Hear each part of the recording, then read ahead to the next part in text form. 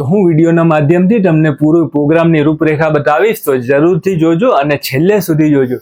તો મિત્રો આવો હું તમને બતાવું પૂરો પ્રોગ્રામની રૂપરેખા સાથે વિડીયોના માધ્યમથી. આવો.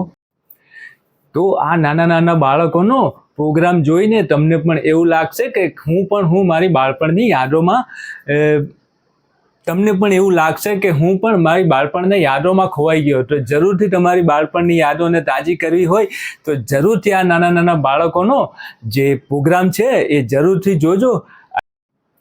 તો બાળભવનના બાળકોએ જે ખૂબ સારી એવી તૈયારી કરી છે અને જે સારી એવી તૈયારી કરી છે જે પ્રોગ્રામ એ હું તમને પૂરી માહિતી સાથે બતાવીશ. તો અંત તક વિડીયો જરૂરથી જોજો. નાના બાળકોએ બહુ સારું એવું પરફોર્મન્સ કર્યું છે અને એમની જે લાગણી છે જે બાળભવનથી પહેલા ધોરણ તરફ પ્રવેશ મેળવી રહ્યા છે, તો પૂરો પ્રોગ્રામની હું રૂપરેખા બતાવીશ આ વિડીયોના માધ્યમથી. તો હું આશા રાખું છું વિડીયો જરૂરથી જોજો. હાલો દોસ્તો, નમસ્કાર, સ્વાગત છે તમારું હેલ્થ એન્ડ હેપીનેસ ચેનલમાં. આશા રાખું છું તમે બધા સ્વસ્થ અને મસ્ત જશો. સો મિત્રો, આજનો વિડીયો છે દીપદર્શન વિદ્યા સંકુલ. દીપદર્શન વિદ્યા સંકુલમાં મને મુખ્ય મહેમાન તરીકે બોલાવવામાં આવ્યો છે. તો મિત્રો, અહીંયા અમારું વેલકમ કરવામાં આવી રહ્યું છે 3 મહેમાનની સાથે. ગુજરાતી મીડિયમ, અંગ્રેજી મીડિયમ અને પ્રી પ્રાઇમરીના મેડમ સાથે અમારું વેલકમ કરવામાં આવી રહ્યું છે. અને સાથે સાથે અમારું દીપ પ્રાગટ્ય અમારા હાથોથી કરવામાં આવી રહ્યું છે. સાથે બાળકોના ખૂબ સારા એવા વિચારો એમના પ્રગટ કરી રહ્યા છે કવિતાના માધ્યમથી, અને મેડમ શ્રીનું વક્તવ્ય બી સાથે સાથે અમે સાંભળી રહ્યા છો.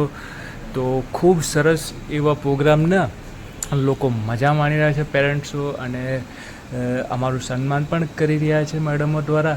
તો સન્માન કર્યા પછી જે પ્રોગ્રામ છે, જે બાળકો પહેલા ધોરણમાં જઈ રહ્યા છે અને પદવીદાન આપી રહ્યા છે, અને સાથે સાથે બાળકોનો ઉષ્માભેર ડાન્સનો પ્રોગ્રામની પણ અમે મજા માણી રહ્યા છો. બાળકોએ ખૂબ સરસ ડાન્સ કરી રહ્યા છે.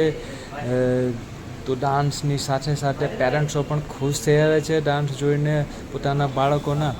અને સૌ ટીચરો અને પેરેન્ટ્સો અને સાથે મહેમાનો ખૂબ સારો એવો પ્રોત્સાહન આપી રહ્યા છે બાળકોને. પાછું સર્ટિફિકેશન ની સાથે સાથે મેડલ્સનો પણ. અહીંયા ઉપસ્થિત વાલી મિત્રો, ટ્રસ્ટીગણ, પ્રિન્સિપલ સાહેબ અને ખાસ કરીને મેડમ રસીલા મેડમ, જેમણે મને ઇન્વિટેશન આપ્યું, તો હું ખૂબ ખૂબ આભારી છું સ્કૂલનો.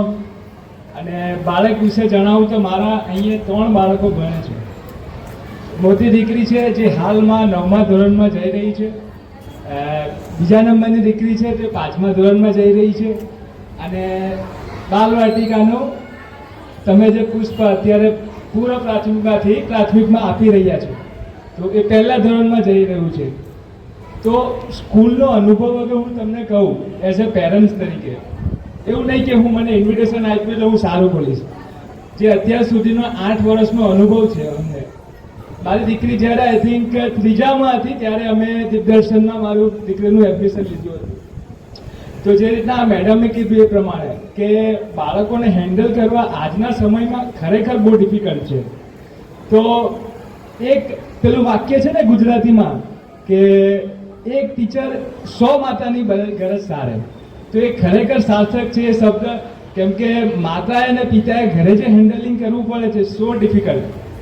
તો ટીચરનો જે સપોર્ટ છે, જે મારા બાળક ઉપર જે બી ઇમ્પ્રુવમેન્ટ છે, અને શાળાનું જે માહોલ છે, જેવું કે આશા મેડમને હું ઘણીવાર જોઉં છું, તો શિક્ષણ તો મળતું હોય છે, દરેક શાળામાં શિક્ષણ મળતું હોય છે, પણ શિક્ષણની સાથે જે સંસ્કાર હોવા જોઈએ.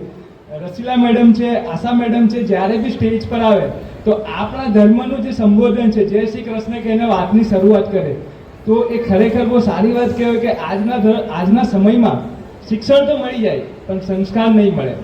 અને શિક્ષણની સાથે સંસ્કાર હોય તો બાળક આપણું ઉજ્જવળ ભવિષ્ય તરફ જઈ શકે. તો મને ખરેખર સ્કૂલનો અનુભવ બહુ સારો રહ્યો છે.